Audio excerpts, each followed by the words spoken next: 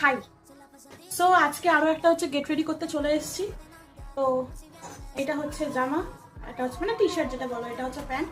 ধার করে নিয়ে চলে এসেছি। অ্যাকচুয়ালি এটা ভাইয়ের, তো পরে দেখি কালারটা ভালো লেগেছে তাই আমি একটু মানে পরবো।